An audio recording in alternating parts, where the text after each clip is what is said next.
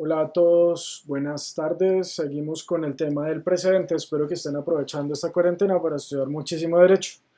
Este ya es el video número 2 en el cual vamos a abordar un poquito la lucha que se dio legislativa y judicial por el control de las fuentes del derecho entre 1992 y el año 2000.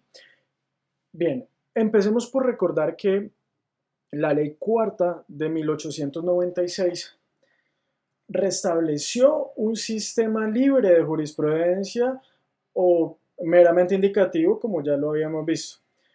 Y no fue sino hasta 1991 que esto empezó a cambiar. ¿Y cuándo cambió? Cuando el legislador y posteriormente la Corte Constitucional insistieron en que la jurisprudencia no debía ser libre o mera indicativa. ¿Listo? Así entonces, entre 1995 y 1998, la Corte Constitucional adoptó un sistema fuerte de precedentes y lo cual claramente iba en contra o en contravía de la ley 169 de 1896 y la Corte construyó así un sistema de precedentes basado en principios y derechos constitucionales tales como el derecho a la igualdad, el principio de buena fe, la confianza legítima y la seguridad jurídica. Entonces hasta aquí podemos ver cómo renace una doctrina fuerte del precedente. A este cambio la Corte Constitucional lo denomina doctrina constitucional y lo diferencia de la doctrina probable como el paso de lo pedagógico, hablando pues de la doctrina probable, a lo normativo general, ya hablando de la doctrina constitucional. En 1995, la Corte Constitucional hace una reconstrucción de los fundamentos jurídicos sobre los cuales sostiene el valor normativo de la doctrina constitucional. Y entonces, la misma Corte, de forma unánime y unánime, anuncia un sistema fuerte de precedente con la sentencia C-037 de 1996. Y en esa sentencia lo que hizo fue desarticular el sentido del artículo 48 de la ley 270 de 1996, que contenía un ataque directo contra la capacidad interpretativa de la Corte Constitucional en lo que tenía que ver con las técnicas de modulación de la sentencia y la doctrina de precedente. En esa sentencia, C-037 del 96, la Corte defiende obviamente sus facultades con respecto a esos dos aspectos. Después de esa sentencia, todos los magistrados de lo que vendría a ser la segunda corte, es decir, cuando cambian los magistrados, apoyaron la obligatoriedad del precedente. Y esa línea jurisprudencial fue confirmada con la sentencia de unificación 047 de 1999. Ahí, bueno, la Corte Constitucional también defendió con vehemencia que las interpretaciones hechas por ella, por la Corte, sobre la Constitución prevalecían sobre las hechas por cualquier otra alta corte y que por tanto no acatar ese precedente constitucional se configuraría en ¿qué? En una vía de hecho y por tanto eso podría atacarse por medio de una tutela. Eso lo sostuvo en la sentencia 40 de 1998, lo venía sosteniendo, y en la sentencia de unificación 168 de 1999. ¿Qué sostuvo? Lo siguiente, voy a permitirme leer. La interpretación que lleva a cabo la Corte no es extrema al texto de la Carta, como que esta demanda de la misma para poder actualizarse en el espacio y en el tiempo históricos. Las sentencias de la Corte Constitucional, en este sentido, por ministerio de la propia Constitución, son fuentes obligatorias para discernir cabalmente sus sentidos. ¿Listo? La interpretación, de la Corte Constitucional, a diferencia de la jurisprudencia de los demás jueces en cuanto desentraña el significado de la Constitución, no puede tener valor opcional o puramente ilustrativo, puesto que sirve de vínculo insustituible para que ella adquiera estatus activo de norma de normas y como tal se constituya en el vértice y al mismo tiempo en el eje del entero ordenamiento jurídico. Eso es lo que dijo la Corte en esa sentencia de unificación. Bien, hasta aquí podemos hablar de lo que fue la segunda Corte. Veamos cómo impuso posteriormente la Corte una disciplina jurisprudencial que fue pacífica entre los mismos miembros de la Corte Constitucional, pero que aún hoy es resistida por otros jueces y otras cortes. En 2001, varios de los magistrados que estaban en la Corte, pues de esa segunda Corte fueron reemplazados. Entonces ahí empezaríamos a hablar de la tercera Corte Constitucional. En este periodo de la tercera Corte se puede afirmar que la Corte Constitucional entró en una fase de maduración institucional donde se puede apreciar, conforme lo dice muy claramente López Medina en su libro El Derecho de los Jueces, la consolidación definitiva del derecho constitucional colombiano, estructurado en torno a la jurisprudencia de la Corte. En esa tercera Corte no se presentan cambios significativos en las prácticas del precedente jurisprudencial en Colombia.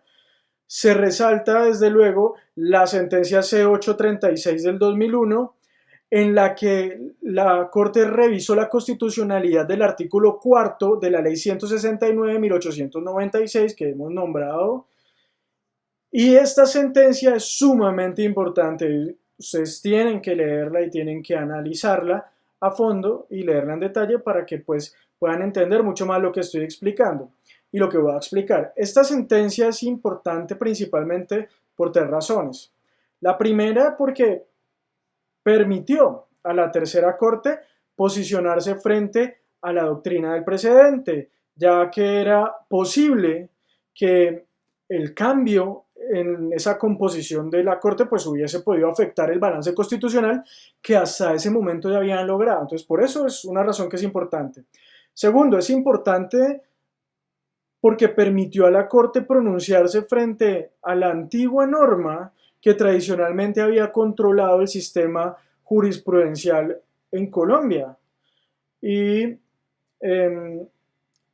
otra razón, la tercera razón por la cual es importante es que mediante esta sentencia se reabre el tema de la vinculatoriedad, ya no del precedente de la jurisdicción constitucional, sino del precedente de la jurisdicción común.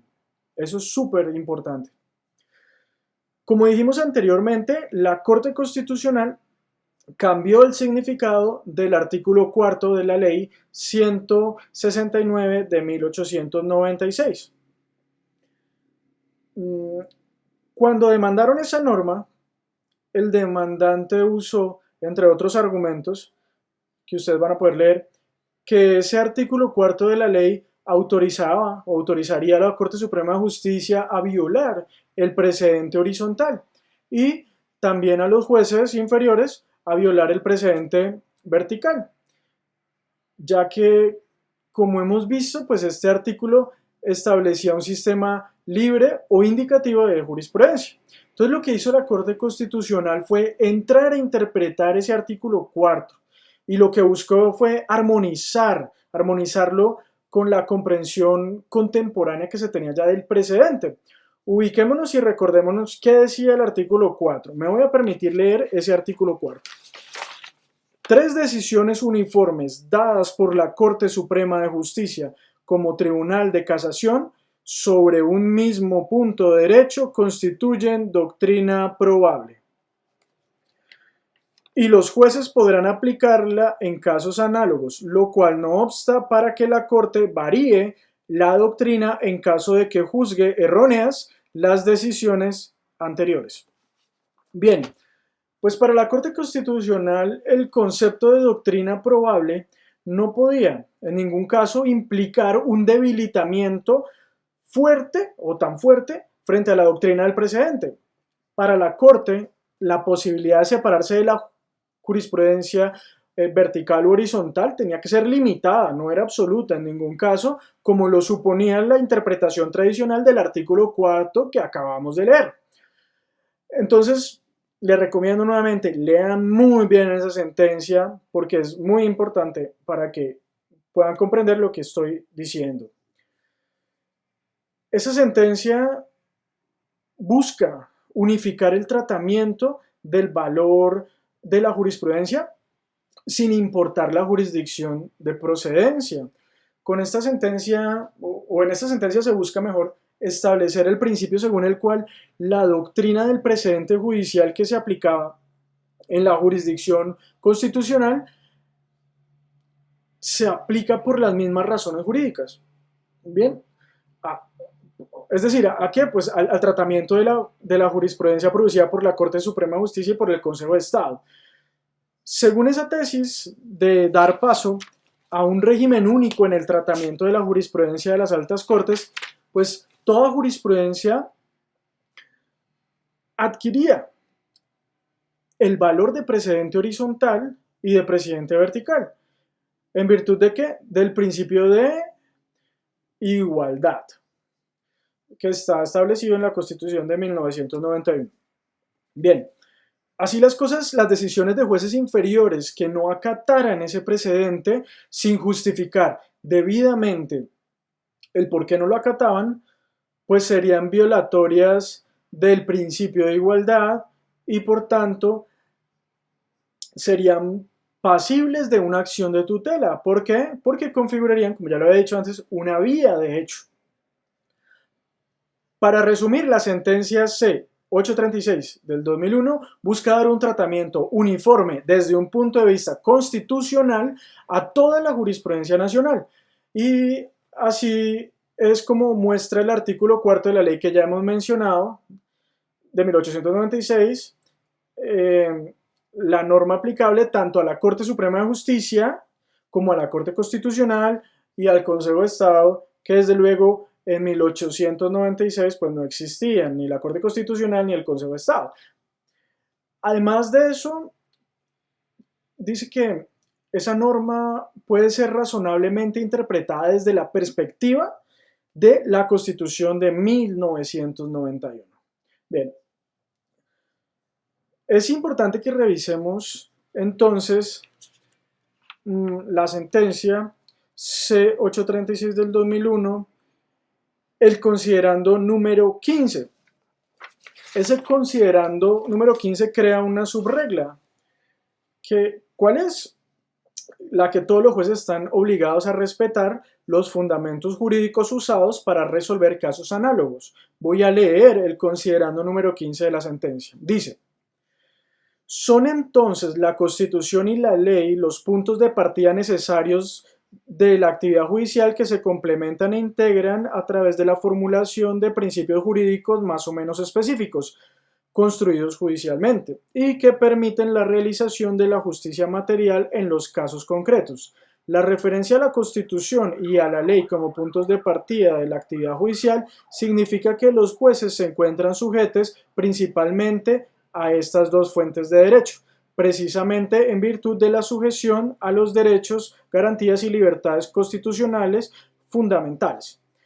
Esos jueces están obligados a respetar los fundamentos jurídicos mediante los cuales se han resuelto situaciones análogas anteriores. Como ya se dijo, esta obligación de respeto por los propios actos implica no solamente el deber de resolver casos similares de la misma manera, sino además el de tenerlos en cuenta de manera expresa, es decir, la obligación de motivar sus decisiones con base en su propia doctrina judicial. Hasta ahí. Súper claro. Preguntémonos entonces, según lo que hemos visto, entonces la Corte que elige un sistema de precedente absoluto o un sistema de precedente libre o indicativo. La respuesta es que no elige ninguno de esos dos, ni un sistema de precedente absoluto, ni un sistema libre de jurisprudencia. La Corte, Por el contrario, escoge un sistema relativo, pero vinculante. ¿Listo? De jurisprudencia. ¿Por qué? Teniendo como base que la idea fundamental de que un precedente ya adoptado tiene peso jurídico específico. Esto es que cuenta como argumento. ¿Argumento para qué? Pues para decidir en el mismo sentido y con los mismos argumentos. Un caso análogo, obviamente, que se pueda presentar, que se le pueda presentar a un juez. En este sistema relativo, los jueces tienen el deber de respetar el precedente, incluyendo los argumentos y el sentido de la decisión. Pero es un deber y como tal, entonces no constituye algo definitivo. Y por esto, en virtud del principio de autonomía judicial, los jueces pueden separarse de la línea jurisprudencial que ya se haya fijado si exponen desde luego motivos suficientes y razonables para apartarse. Pero ¿cómo es eso de exponer un motivo suficiente y razonable para ello? Pues eso quiere decir que al juez o a la corte que se quiera apartar del precedente de la línea jurisprudencial tiene que cumplir una serie de cargas, específicamente dos cargas. Una carga de transparencia y una carga de argumentación. ¿Qué será eso de la carga de transparencia? La carga de transparencia, para poder apartarse de la línea jurisprudencial, es que se hace necesario conocer y anunciar los precedentes que gravitan en contra de esa nueva posición que se va a tomar. Repito, que se conozca y que se anuncie los precedentes expresamente, que no se esconda, que se digan qué precedentes hay y que están en contra de esa nueva posición que se va a tomar. Es decir, no puede ser una decisión a ciegas, tiene que haber transparencia, conocer el precedente y anunciar los precedentes que están en contra de esa decisión que se va a tomar, de esa nueva posición que se va a tomar. Y la segunda carga, la carga de argumentación, se refiere a que se tiene que mostrar con toda claridad por qué la nueva posición jurisprudencial es superior jurídicamente y moralmente a la decisión anterior, ¿cierto? Con eso que se prohíbe el cambio jurisprudencial discrecional. Entonces, esas son las dos cargas que tienen que cumplir los jueces, las cortes, para poder apartarse de la línea jurisprudencial vigente. Bien, creo que dejamos hasta acá este tema. Espero que hayan entendido y posteriormente en otro video, en otros videos, vamos a estudiar y analizar y a ver qué es como tal una línea jurisprudencial y cómo se hace y qué es un análisis dinámico de precedentes y un análisis estático de precedentes. Bueno, que estén muy bien, que sigan aprovechando esta cuarentena para estudiar, lean mucho derecho y lean las sentencias que les mencioné y sobre todo repasen el libro del Derecho de los Jueces del doctor López Medina. Espero que estén muy bien.